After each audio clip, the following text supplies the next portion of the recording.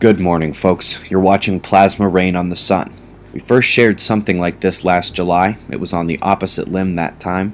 NASA released a few articles about that event just a few weeks ago. We'll come back to this.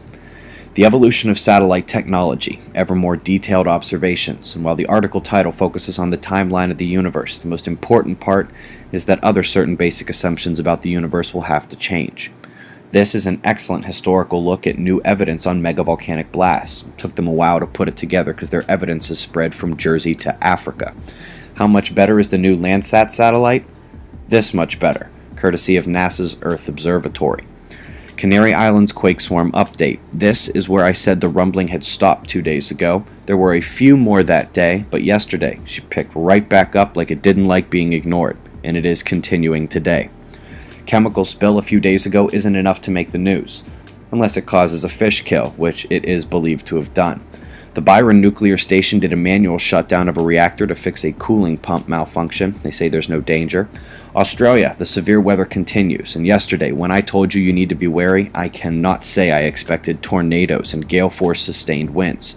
You got more coming. Meanwhile, New Zealand drought has spread to the South Island. Say it with me now. Big blue counterclockwise low, picking up Mediterranean moisture off the leading east edge and depositing it as she crosses the European continent. Keep an eye. The major North American watch zone is moving into the Gulf states. The eastern convergence of air masses will bring severe weather through the weekend, and you will need to keep an eye on local warnings. More weather images will be coming at the end. Switching to space weather.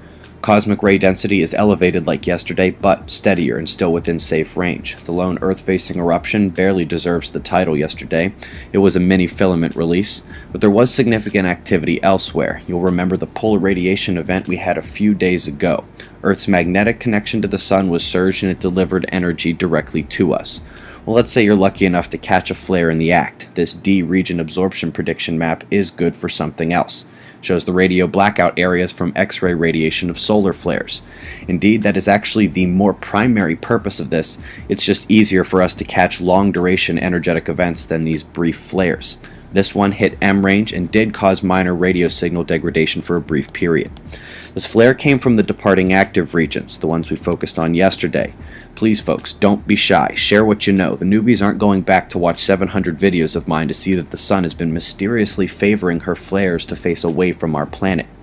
Now this is partly good. We don't want a major eruption our way, but Earth does need moderate flaring for atmospheric equilibrium, as Earth has been shrinking too much without this aspect of solar energy. The aftermath of this was the plasma rain. Now, if you are thinking, hey, wasn't the Earth footprint over there too? Well, yeah, it might have began the day close to the limb, and when the flares began, I was indeed worried about another surge through our connection. But the footprint had already begun to shift away from the limb around the backside. It's now more than 10 degrees from that flare location.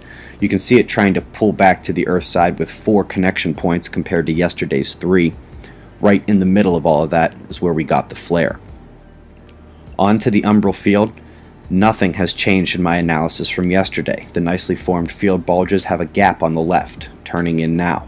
And this opening in the solar atmosphere is a magnetic monster known as a coronal hole, and it is the primary earthquake factor. It has taken major uptick forecasting from 75% in 2012 to 90% coverage of significant quake occurrences in 2013, with a 100% success rate on the actual watch periods. Darker and darker on the left. Here she comes, and while Uranus aligns with Mars as we see it, we absolutely still are in a minor watch period, looking out for 1 or 2 possible quakes over the next 36 hours due to the planets and this week's energetic flux. But the big coronal hole will arrive 2 days before this grouping of conjunctions at month's end. The umbral field will dictate the exact timing, but consider a major earthquake uptick watch to be on your doorstep.